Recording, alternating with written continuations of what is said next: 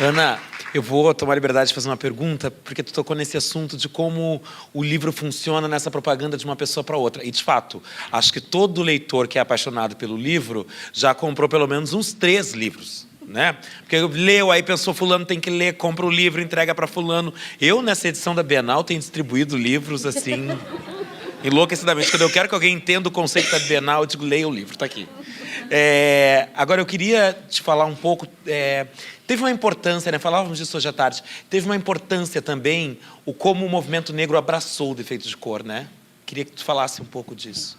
Para mim é emocionante, assim, né? É até interessante que quando... eu estava conversando com a Conceição Evaristo há um tempo, ela falando, você já reparou que a gente não dá autógrafo? A gente dá consulta?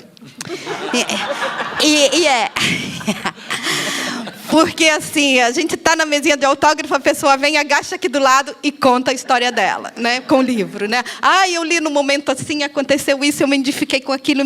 Então, assim, é muito bonito ver como as pessoas tomam, né? Eu acho que principalmente as pessoas negras, né? Tomam o livro para ela e falam, é a minha história, né? A minha avó falava assim, minha bisavó fazia isso, e não sei o que que tem. Então, e eu acho que, então, assim, eu acho que todo mundo já leu, é fogo, né? Mas, enfim, né? Muita gente já leu. E essa leitura, que eu acho assim, o meu público leitor, eu acho que a grande maioria é formado por mulheres negras na faixa dos 20 e poucos anos. Né? 20 até 25, entre 25 e até, no máximo até 30, ou seja, a grande parte, sei lá, eu chutaria que 60% dos leitores está aí nessa faixa, né? E é muito interessante, porque muitas vão nessa mesma coisa que eu fiz, né, de constituição de uma identidade negra, né, de um pensamento, dessa busca dessa história que nunca ouviu, né, e que intuía, né, porque eu acho que uma das coisas que o livro faz com os negros, quando eles leem, na verdade, não é contar algo que eles não sabiam, é despertar uma memória que eles já trazem dentro deles. Né? Essa memória que vem nesses pequenos fragmentos, ou seja, alguns fragmentos do livro funcionam como uma isca, né, de ir lá dentro e puxar uma determinada memória, né, que fala, eu já vivi isso, eu já passei por isso está falando comigo, né, essa história eu conheço. Né? Então, para mim, o que eu tenho visto nos negros que falam, né, que vem dar a consulta, que vem pedir a consulta, né, vem fazer a consulta, é isso. Né? O livro traz lá de dentro deles, confirma para eles algo que eles já intuíam. Eu estou lembrando que quando eu fui te contar da ideia da Bienal, eu fiz uma consulta. Todo mundo faz. É lindo de ver. E é nesse processo que é bonito de ver o quanto não é um livro. Né? Para mim, ele era uma história que eu achava que era uma história. Mas aí cada pessoa que vem falar comigo me traz outra história diferente. E isso, para mim, também é enriquecedor, porque vai acrescentando camadas na ideia que eu tenho do que seria esse livro. Questões? Tem o microfone circulando. Está chegando aí. Posso eu? Pode, vai, Deise. Por favor. Serei eu. Eu vou fazer minha consulta. Pública. Não, eu quero dizer que eu terminei de ler o livro domingo. Fazia um tempo que as pessoas vinham me dizendo e que eu tinha vontade, mas aí, doutorado, artigo para escrever, coisa para ler, e ele ia ficando. Até que a Bienal me convidou para estar aqui nessa mesa e eu tive o pretexto perfeito para agora eu vou lê-lo. Agora é trabalho, né? Agora é trabalho. E eu fiquei pensando em várias coisas assim aqui nessa conversa. É mais um comentário. Tu diz que tu não te coloca numa postura de educadora, mas essa obra educa infinitamente, né? Ela nos educa infinitamente, porque por causa desse ponto de vista da história que é nosso, que muito mais do que um muro intransponível, eu vejo como uma janela, né, como uma forma assim de abrir, olha só tudo que tem para lá e a gente ainda não tinha visto, né? e por processos que a Kendê passa nele e que a gente reconhece, que a gente se reconhece nos processos pelos quais ela passa. Muito em função, e agora sim parte da consulta, né? Em se tratando de mim, por ser uma mulher negra dentro do ambiente acadêmico, a gente percebe, eu fico pensando assim, a gente percebe o movimento de luta e de resistência que tem em toda a ação da Kendê, o tempo inteiro, e, ao mesmo tempo, os processos de embranquecimento que a gente vem sofrendo, porque, como tu mesma disse, a gente está aqui dentro dessa sociedade que é racista, que é machista, que é excludente, que passa o tempo inteiro fechando as nossas portas, fechando os olhos para a nossa história, fechando as janelas que nós queremos abrir. Então, a gente se constrói lutando contra o outro, né? E ao mesmo tempo também lutando um pouco contra si, porque o outro está na gente, está nos construindo também, né? Eu penso aqui nesse momento em que ela volta para a África e ela vira uma sinhá. E ela é uma mulher rica, e ela é uma sinhá, e ela tem os seus empregados, nunca teve escravos, enfim, mas ela tem os seus empregados, e ela tem uma postura, e ela comenta de algumas dificuldades, e mesmo criticamente ela comenta, ela narra criticamente algumas dificuldades, como, por exemplo, comer com a mão, andar sem a roupa, que antes ela andava, e que agora para ela é tão estranho, enfim, eu acho que são esses os comentários que me vêm, assim. Como eu te disse, terminei de ler ele no domingo e eu estou com ele efervescendo ainda aqui. E muito feliz por ter lido, por ter a oportunidade de emprestar a minha voz para quem dê. Obrigada.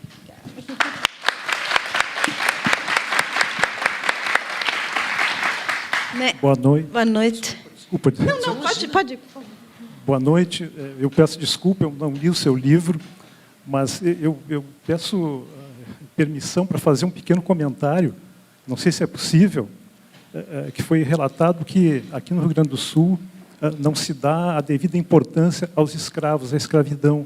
Mas sempre que dizem isso, eu relato um fato ocorrido na minha família teve escravos, e na abolição da escravatura, na abolição da escravidão, todos os escravos ficaram na propriedade, nenhum escravo foi embora. Todos eles ficaram trabalhando como escravos livres, empregados. Essa é um pequeno ponto, uma pequena gota d'água, um pequeno relato comprovando a importância que os escravos tinham aqui na nossa sociedade gaúcha, na sociedade brasileira. Eles eram pessoas muito importantes, eles eram necessários para o processo de produção, para a estrutura econômica onde eles estavam inseridos. Eles eram bem tratados também, porque eles poderiam ter ido embora. Mas eles optaram por ficar na propriedade, como trabalhadores livres, né, e empregados. Mas essa é uma comprovação, né, de que eles eram pessoas necessárias, eles eram pessoas importantes no processo produtivo. É só uma observação. Ana, eu vou te pedir licença só para fazer uma colocação. Agradeço e quero fazer uma colocação e te apresentar um dado que eu tenho certeza que tu conhece, mas eu queria reforçar.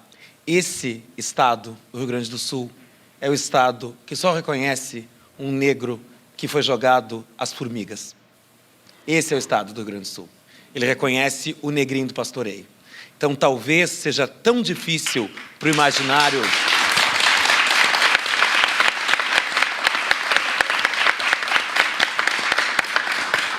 Então, talvez por isso seja tão difícil para o imaginário gaúcho compreender o terror da escravização e o terror ainda maior de ser jogado às ruas, sem nenhum tipo de auxílio, e ainda nos faça ver isso como se fosse um ato de amor do escravizado aos seus senhores.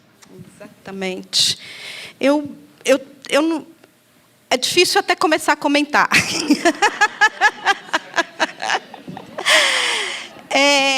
Porque, primeiro, eu acho que é impossível se pensar, né, em qualquer bondade de senhor, né, que se coloca como dono de alguém. Né? Então, tratar bem...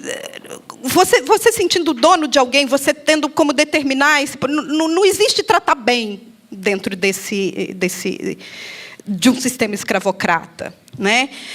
Também eu acho que a gente não se deve nunca tomar um caso individual, né, como representativo de um processo histórico coletivo.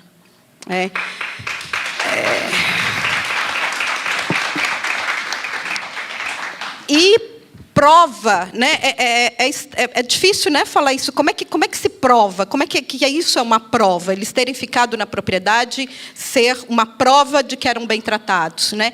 Para mim é mais como a hipótese que eu levantaria. Eu nunca falaria em prova, porque eu não pude entrevistar nenhum deles para saber se era realmente isso, né? E se eles realmente ficaram ali porque acharam que eram bem tratados, né? Então, para mim, não existe prova nesse sentido, já que a gente não tem como comprovar essa história, né? Eu acho que talvez terem ficado ali era mais... ou seja, demonstra muito mais um processo de desumanização que eles sofreram, no sentido de, depois de terem me tirado de lá, terem roubado a minha vida, terem tirado a minha identidade, terem separado da minha cultura, da minha família, terem me obrigado a trabalhar de noite e sol, sem nenhuma recompensação financeira, de eu ter sido realmente desumanizado, né? O que eu faço na minha vida? Para onde que eu vou? Né? Qual a perspectiva de eu poder me reconstruir num outro lugar em que não seja esse, em que, sim, meus sonhos estão enterrados aqui. Alguns dos meus já estão enterrados aqui. Então, é aqui que eu vou ficar, porque eu não tenho para onde ir, eu não tenho o que fazer desse resto de vida, ou de sonho, ou de perspectiva que deixaram para mim. Né? Então,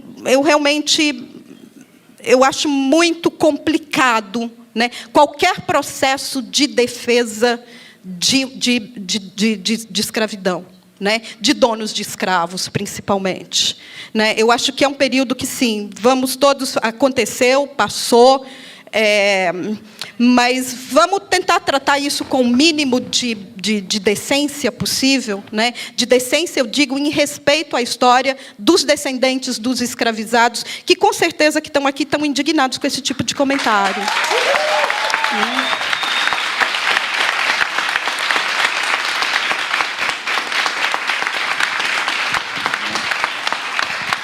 E eu entendo que é algo comum, né? Vários descendentes de donos de escravos pensarem assim, porque não querem colocar nos ombros dos seus o horror que eles fizeram com a vida de outras pessoas, né? Mas não dá mais para aceitar esse tipo de comentário, né? E achar que é normal e não rebater, né? Me ofende. Tá? Me ofende como estudiosa, como pensadora daquele período, né, dizer que qualquer dono de escravo tenha sido bom com o seu escravo. Não foi.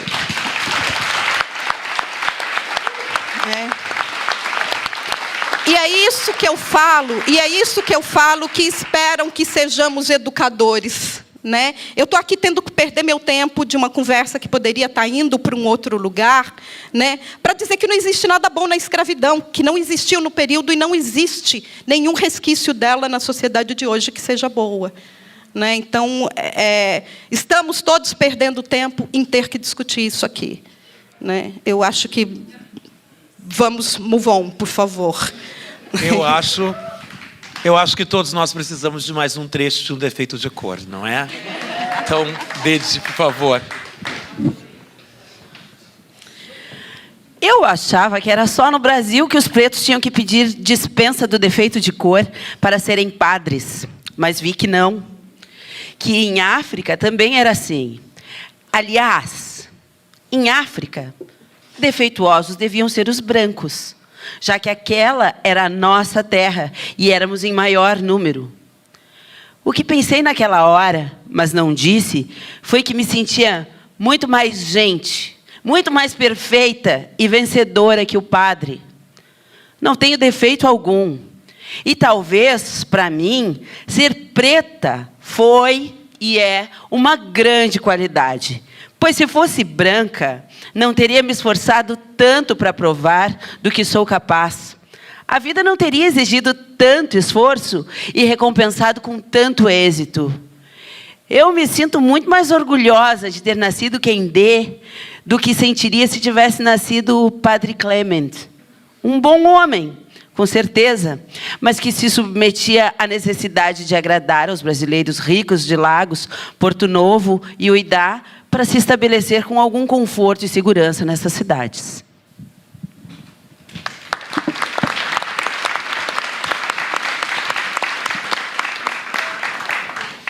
Mais questões? Aqui.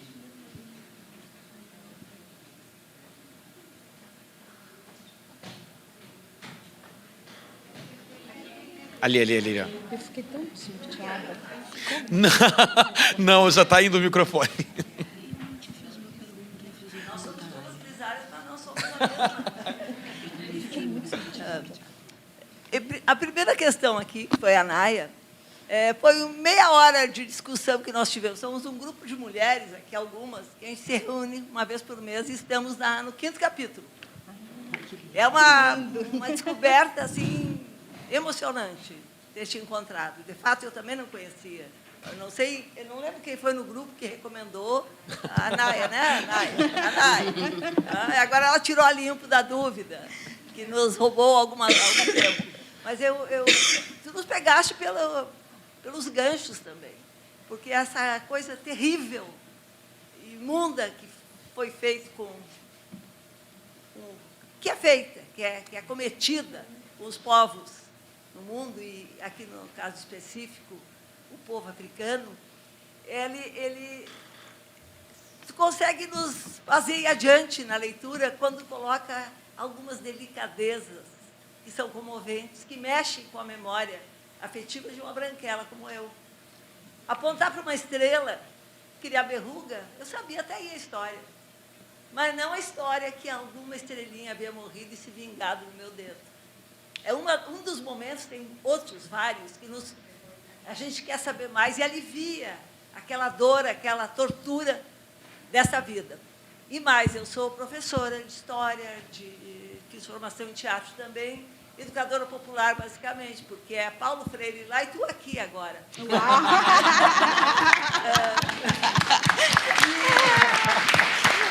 Daqui a pouco começa a me demonizar, né? Como estão fazendo com o Paulo Freire. Pode vir. E eu gostaria... É honra nesse governo.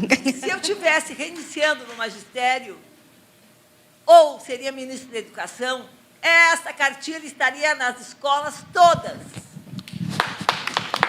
Eu faria disso uma cartilha, que dá toda a história do Brasil aí. Eu estou conhecendo coisas que eu estudei história, eu não sabia, não estudei, não li, não chegou.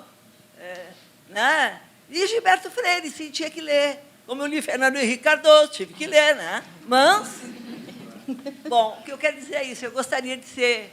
No próximo governo teremos um ministro de Educação que se preocupe em colocar nas escolas, porque somos todos brancos e negros que temos que saber dessa história.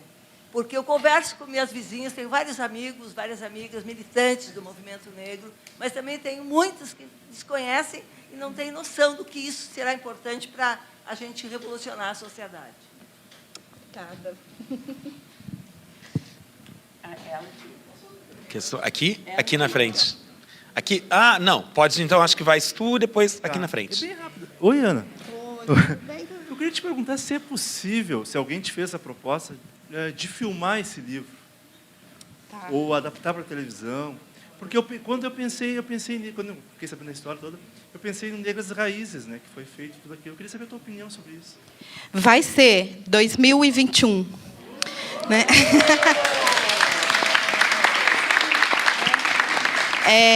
Ele já está sendo trabalhado o roteiro, né? Ele está sendo adaptado para aquele horário, que eles estão chamando de macrosérie ou mini-novela, naquele horário das 11 da Globo. Não estou participando do projeto, eu acho que é outra coisa, é o livro, mas assim, uma coisa que eu consegui conversar com eles é uma equipe de roteirista que fosse majoritariamente mulheres e negros, né? E isso tá. A gente tem ali, por exemplo, na equipe, né, Paulo Lins e Ney Lopes, né, que eu acho que são, assim, dá para confiar, né? Mais a Mariana Jasper. Dá, não, porque assim, não é um livro que dá para ser adaptado só por brancos, não, gente. Eu acho que por mais que entenderam, por mais que, né, que estão ali, não é, né? E eu acho que também não é o caso mais da gente aceitar que uma história negra seja adaptada só por brancos. Não tem, hoje em dia não dá mais isso, né? Então foi algo que eu consegui conversar com eles. Então tem esse processo 2021, né, vai estar nesse horário das 11. Eles vão tem um diretor de um núcleo central, que é o Vilamarim, né, mas os capítulos vão ser dirigidos por outros diretores, e aí eu já estou no lobby para diretores negros, diretores e diretoras negras, né, em capítulos. Mas assim, eu não tenho o controle. Tá? Mas eu estou confiando nos amigos que eu tenho lá dentro, assim, que vai ser, não vai ser subvertida essa história, né? Depois eu te dou meu cartão para tu passar para a produção de elenco. Ah, por favor. Isso. E isso é outra coisa importante também, né? Porque assim, a gente vê em várias produções da Globo, principalmente essa novela Segundo Sol, que passava na Bahia, e não tinha ator negro, né? E sempre quando a gente cobra, uma das desculpas que eles dão é: não tem ator negro o suficiente. Tinha aqui o Lázaro Ramos, a Thaís e a Camila Pitanga, e eles estão em outras produções, né? Então, outra coisa também que a Globo está começando a fazer é oficina para a formação de atores negros para a televisão, porque eles vão precisar de pelo menos 400. Né? Então, depois disso, também não vai ser mais possível falar, não tem ator preto para a televisão. Né? Então, ou seja, eu acho que são vários processos, né? Ou seja, eu relutei muito, assim, Globo, mas enfim, eu acho que eles têm, a gente tem que separar jornalismo de entretenimento. Eles fazem bons trabalhos, né? Faltava pensar essa questão que não tem da qual escapar, pensar o defeito de cor, né? E para mim é muito importante isso, formação técnica, né, para que nunca mais possa se falar na televisão brasileira que não tem atores negros com preparação para trabalhar em televisão. Né? Não, são 4, eu acho que eles vão fazer em 4 atrizes. Né? 4, dependendo das idades dela. Né? E outra coisa também, ou seja, é negra retinta, né? Não tem como colocar as negras clarinhas para fazer quem der, não. É uma... Ou seja... Então, assim, e se por acaso, assim, não tenho a menor dúvida que se algo sair muito errado, eu vou estar junto com vocês criticando. E até eu falei, eu não vou participar para eu poder ficar de telespectadora, né? Enfim. A gente tem inscrições aqui. Tem inscrições aqui, eu vou passar a palavra para ela, que está há um tempo esperando. Boa noite. Boa noite. Estou feliz de estar aqui. Tá? Quero te dizer que eu não sou tua leitora ainda, que eu ganhei o livro, que eu já conhecia. A história do livro, não, já tinha ouvido falar do livro há mais tempo. Ganhei esse ano o livro. Como eu sou uma professora que trabalha 60 horas, e estou fazendo mestrado, então, na Universidade Federal, daí eu disse assim, mãe, eu vou te emprestar o livro, porque eu só vou ter tempo de ler nas férias, né? Professor é assim. E aí eu descubro uma mãe encantada todo dia quando eu chego, né? Tu falaste que a média de público, né, a maioria é de 20, 30 anos, mas tem uma leitora aqui de 73. E eu que vou querer consulta com a senhora depois. Está aqui emocionada. Então, assim, eu queria dizer, né, da nossa satisfação de estar aqui. E, assim, como sou professora de pequenos, e eles sempre fazem essas perguntas nas feiras dos livros com os autores. Quanto tempo tu levaste para fazer esse enorme livro? E, assim... quanto tempo? Foram 5 anos. Eu fiquei 2 anos só lendo, pesquisando, né, tomando anotações. E assim, o processo foi... Eu achava que era uma história que se passaria em 100 anos. Né? Então, o que eu fiz foi, eu colei 100 folhas de sulfite na parede, dividida em 3 colunas. Né? E, conforme eu fui lendo, eu fui anotando lá, ano por ano. Né? A primeira coluna, o que acontecia na vida da Kendé. A segunda coluna, o que acontecia na vida de personagens que se relacionavam com ela, que poderiam influenciar na história dela. E a terceira coluna, o que acontecia no mundo em geral, que poderia influenciar a história ali também. Né? Então, depois de 2 anos, eu tinha essas folhas preenchidas. Né? E aí, eu comecei a escrever. Eu passei essas folhas para o computador, então eu tinha um roteirão, né, para fazer isso. E aí, comecei a preencher esse roteiro, né, essa escaleta, talvez, que, né, pode chamar, que eu tinha ali. E aí, quando eu terminei a primeira versão, eu tinha 1.400 páginas. Era uma coisa, né, sulfite A4, corpo 12, espaço 1. Era um bloco, era uma coisa... Né, maior que o manuscrito, exatamente. E aí, então, eu falei... eu tive a sorte de, por acaso, ter o Milor Fernandes como um grande mentor, uma pessoa que me acompanhou durante todo o processo de escrita, lendo. O Milor leu, né, essas 1.400 páginas, e falou, você tem uma história, mas você não tem um livro, volta para casa e escreva um livro. Eu, que já estava há 3 anos naquilo, eu falei, gente, como é que não tem um livro? Né? Eu falei, não quero mais saber, não vou mais escrever, bababá. Mas aí eu comecei a ler as anotações que o Milor tinha feito para mim, no livro ali. E eu falei, ele tem razão. Né? E aí comecei a reescrever. Eu reescrevi do zero 19 vezes. Né? Eu lembro que eu imprimia, lia, virava a página e escrevia de novo, sem olhar. Né? E aí, quando eu comecei a comparar versões, né? Quando eu só parei quando eu não consegui melhorar a versão anterior. Né? Quando estava igual, ou começou até, às vezes, piorar, eu falei, não, parei, é isso que eu consigo fazer aqui. Né? Então, foi 2 de pesquisa, 1 de escrita e 2 de reescrita. Foram 5 anos de dedicação total. Sim. Nós estamos nos encaminhando para o final. A Ana tem ainda uma sessão de autógrafos, mas a gente tem tempo para mais uma pergunta. Tem 2 inscritas? Quem? Se for breve, a gente consegue 2, tá? Vai lá. Boa noite. Boa noite. Eu só queria te dizer que eu sou essa mulher negra que nasceu na Bahia, que nasceu em Salvador.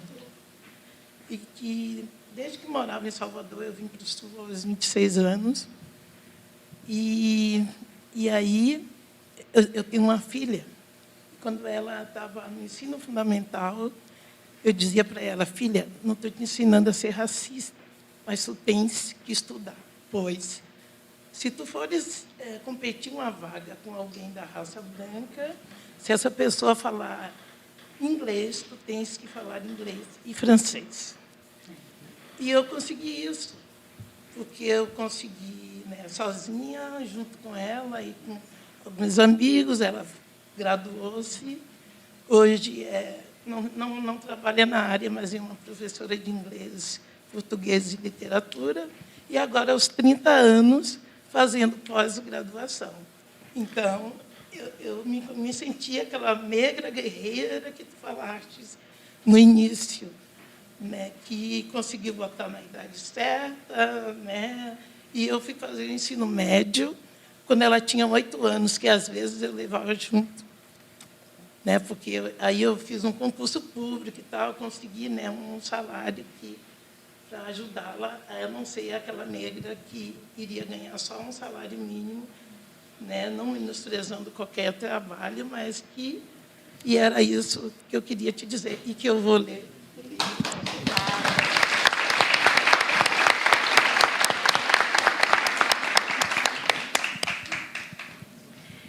Boa noite a todos e a todas. Boa noite, Ana. Muito muito obrigada. Esse momento, para mim, está sendo a realização de um sonho. Faz uns 3 anos que eu li Um Defeito de Cor, num momento bem difícil da minha vida. Foi um livro que me abriu demais, assim, que me impactou muito os horizontes. E aí eu estava há 3 anos já te procurando, né, em algum evento que coincidisse, que a gente estivesse na mesma cidade. Fui até Belo Horizonte numa expectativa, pensei, não, daqui a pouco ela vai estar lá, mas nunca fechava, assim, sabe? Então, é que eu participava de congressos, né, de jornalismo. Então, eu te procurava, assim, imaginando que você estaria na cidade. Eu teria 2 perguntas, eu sei que não vai dar tempo. Se em algum momento, assim, você sentiu mais dor, digamos assim, ao narrar determinado episódio, porque quando eu estava lendo, eu parei muitas vezes para chorar, para me indignar, e eu quero saber, assim, eu gostaria de saber se para ti teve que talvez tenha doído mais, né? E a segunda pergunta, eu fico até meio constrangida de fazer, porque eu sei que tem gente que não leu ainda, né? Mas eu vou fazer, porque é uma dúvida muito grande, assim. Em algum momento você se sentiu tentada a deixar o Lourenço, digamos assim, fazer as pazes com a Kendê, porque ele não perdoa, né? E aí eu fico nervosa, assim. E em um momento te passou pela cabeça que podia, né? Que ele poderia perdoá-la.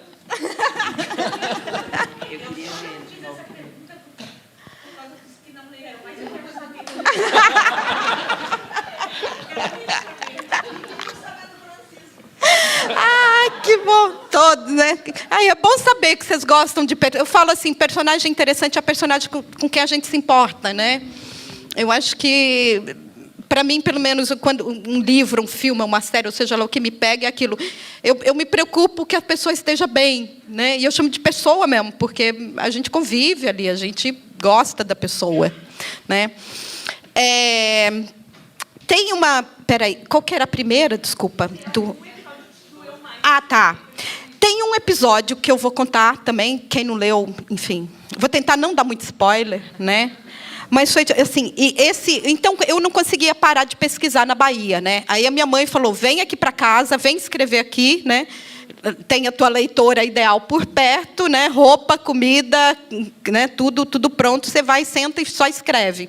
E eu fui, e eu escrevia e dava os capítulos. Eu escrevo à noite, né? Aí eu imprimia e dava para minha mãe, né? Ela lia de manhã e quando eu acordava a gente discutia a escrita da noite anterior. E teve um episódio que para mim foi muito difícil escrever, e eu sabia que a minha mãe, e foi difícil escrever também porque eu sabia que ia incomodá-la demais, né? Que é a morte de um determinado personagem, né? Bem no início, uma criança, não sei se alguém... Então, aquilo para mim foi difícil escrever esse episódio, dentre vários outros, né? E tiro e queda, né? Eu levantei nesse dia que a minha mãe leu, ela não quis conversar comigo, né? Ela começou a fazer as coisas, porque ela sempre estava ansiosa, né? Quase na porta do quarto, para lá e para cá, né? Eu até ouvi ela caminhar. Nesse dia, ela não quis falar comigo. E aí, passou o dia, no dia seguinte, deixei mais material. Ela, agora eu estou ocupada, não sei o que tem. Eu falava: "Mãe..." No terceiro dia, eu falei: "Não, senta aqui. O que está acontecendo? O que você não gostou, bababá?" Aí ela: "Não, é determinado personagem, você tem que ressuscitar, não pode fazer aquilo, não sei." E pá! E ficou, né? Eu falei: "Não, mãe, ele tem que morrer para a história andar. É assim, me expliquei por isso. E ela, os argumentos dela, pá." E eu lembro, e assim, eu consegui convencê-la, né? E foi muito... Eu lembro da cena até hoje, né? A gente sentada assim na mesa, uma de frente para a outra. Ela levantou, bateu as 2 mãos assim e falou: "Tá bom, mas eu não te criei para isso."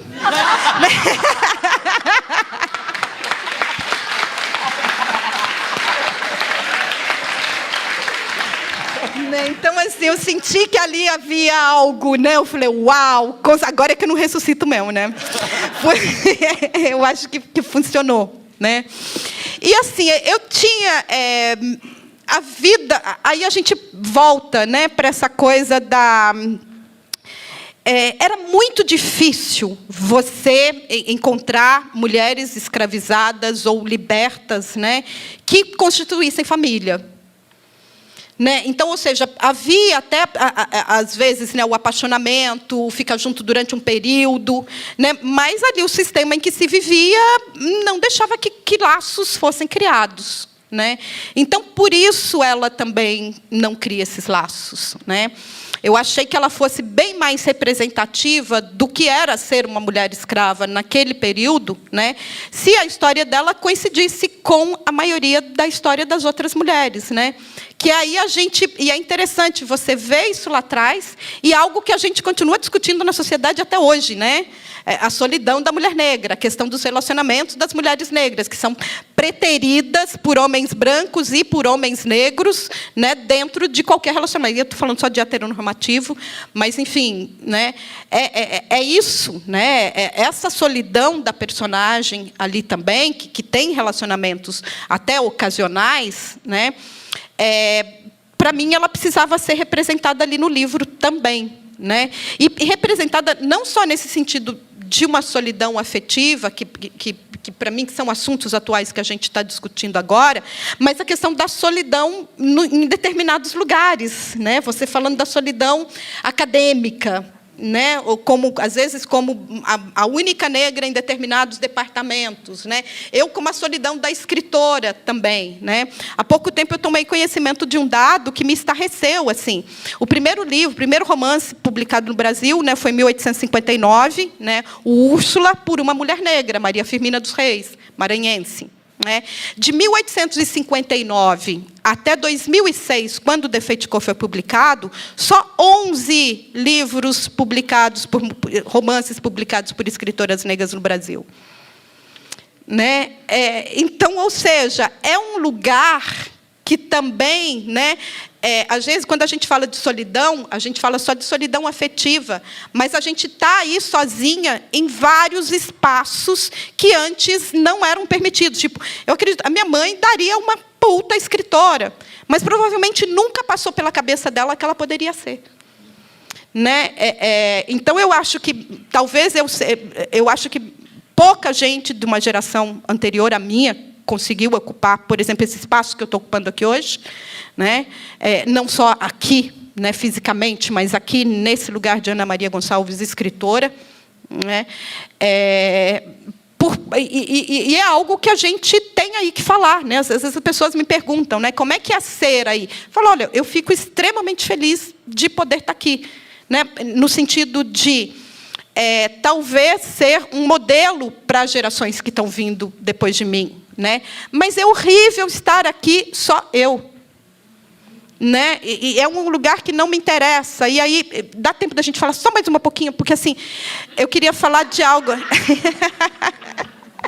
né, que a gente citou anteriormente, né, nessa questão do privilégio, que é algo que está me interessando muito falar. Né? Inclusive, às vezes, né, a partir desse lugar. Tá? Para mim, é um privilégio. Né? É difícil a gente falar em privilégio em relação a negros, né? Mas eu acho que eu sou uma pessoa extremamente privilegiada. Né? E eu acho que isso talvez também tenha a ver por eu ser, aí a gente vai falar de colorismo, né? Por eu ser uma negra mais clara. Mesmo eu falando os assuntos que eu falo, tratando do jeito que eu falo, né? Eu acho que eu não sou uma figura tão ameaçadora, né, do que se eu fosse uma negra mais retinta. Muitas vezes as pessoas têm medo, né? Ai, ela vai brigar, ela vai xingar, eu brigo, eu xingo, eu falo. Mas eu acho que por eu ser um pouco mais clara, né, eu não sou tão ameaçadora para os brancos como uma negra retinta é.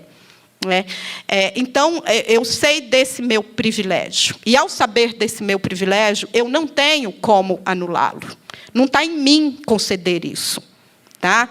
Eu acho que esse medo, às vezes, dos brancos, né, nessa figura negra ameaçadora, né, eu não tenho como eliminar isso. Né? Não cabe a mim abrir mão desse privilégio. Eles vão me continuar, essa sociedade estruturalmente racista vai continuar me concedendo esse privilégio, mesmo que eu o recuse. Como eu não tenho como recusá-la sozinha, eu tenho que usar. Né? Eu tenho que ocupar esse espaço, né, que é meu, que eu conquistei, ninguém me deu, né, mas eu uso o meu privilégio de estar aqui para trazer mais gente junto. Né? E eu acho que é esse o papel, quando a gente fala, às vezes muito branco fala, eu tentei entrar no movimento negro, não me aceitaram, fui expulsa. Eu falo, bem feito. Né? Eu acho que é nesse sentido, porque muitas vezes vai lá querendo dar solução, querendo dizer, eu sei, é assim que funciona, é assim que tem que fazer, é assim que vai dar certo. Sem levar em conta que está caindo de paraquedas num movimento que está discutindo coisas desde 1900 e bolinha. Né? Ou seja, às vezes ela está indo lá com uma determinada solução que a gente já está discutindo há séculos e está achando que está dando a cereja do bolo. Né? Agora, o branco, na sociedade racista, ocupa um lugar de privilégio. Né? O homem, numa sociedade machista, ocupa um lugar de privilégio. Né? O hétero, numa sociedade homofóbica, ocupa um lugar de privilégio, mesmo que não queira. E não tem como abrir mão desse privilégio. O que tem que fazer é use o privilégio para estar em lugares em que os grupos excluídos não entram e puxa todo mundo lá para dentro. Né? Ou seja, então, esse o papel que eu acho que as mulheres negras estão fazendo no Brasil, naquilo que a gente começou lá no início, ao pensar no coletivo. Né? A gente não está lá sozinha, eu não estou aqui sozinha. Né? Eu estou falando da minha literatura, eu estou falando de Conceição Evaristo, eu estou falando de Cidinha da Silva, eu estou falando de Eliane Cruz, eu estou falando de várias mulheres que, por conjunções de mercado ou por circunstâncias outras, né, não tiveram a oportunidade de estar onde eu estou. Né? E eu não quero estar aqui sozinha. Esse lugar não me interessa. Esse espaço do privilégio não me interessa. Né? Tanto que eu digo que esse assunto que todo mundo quer falar, representatividade, isso às vezes é uma grande armadilha para a gente, porque eles colocam só 1 ou 2 ou 3 lá para dizer, olha, está ali representado, né? Então fiquem calados os outros. Né? Ou seja, representatividade pode ser uma grande armadilha para calar a gente. Né? E eu acho que aí reconhecer esse nosso privilégio, esse nosso lugar do privilégio, é importante. Né? Não basta, não adianta, ou seja, nenhum branco consegue abrir mão do privilégio de ir numa loja e não ser seguido. Nenhum branco consegue abrir mão do privilégio de ser tratado melhor pela polícia do que um negro. Né? Não está em você, está na sociedade. E a gente só vai conseguir destruir esse modelo, né, horroroso de construção e de funcionamento da sociedade, né, reconhecendo esse privilégio e botando mais gente lá dentro no lugar em que você ocupa, dando voz, o que me digam, né, o que falam. E eu acho que isso é importante, esses espaços são importantes. Né? Quem der está aí como tema, né, ou como seta, é importante, porque eu acredito que nunca outro personagem. Né? Então, vamos começar a falar de solidão de personagens negros também, né, ocupando esses espaços. Então, assim, se pudesse ficar algo dessa conversa aqui hoje, eu acho que seria isso. Pensem nos privilégios que cada um de vocês carregam por serem quem são. E, ao invés de negar esse privilégio, comecem a usá-lo para o bem de todos. Eu acho que só assim que a gente vai conseguir uma sociedade mais justa.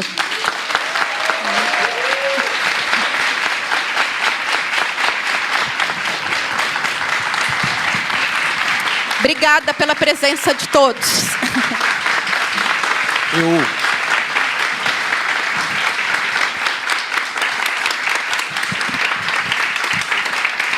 Queria agradecer a presença de todos e queria também, em nome da Bienal 12, da Fundação Bienal, te agradecer, em nome da Fundação, mas eu aqui preciso dizer, em nome de ser um homem negro que estuda e pesquisa, que encontrou nesse livro tantas e tão diferentes respostas e possibilidades de pensamento, que inclusive virou parte dessa Bienal. A Bienal acontece de abril a julho de 2020. O tema da Bienal é Femininos, Visualidades, Ações e Afetos. E, sim, o tema da curadoria educativa dessa Bienal, que eu, por hora, curo e coordeno, é, sim, a quem dei tudo que ela pode representar para cada um de nós. Obrigado, Ana Maria. Obrigada.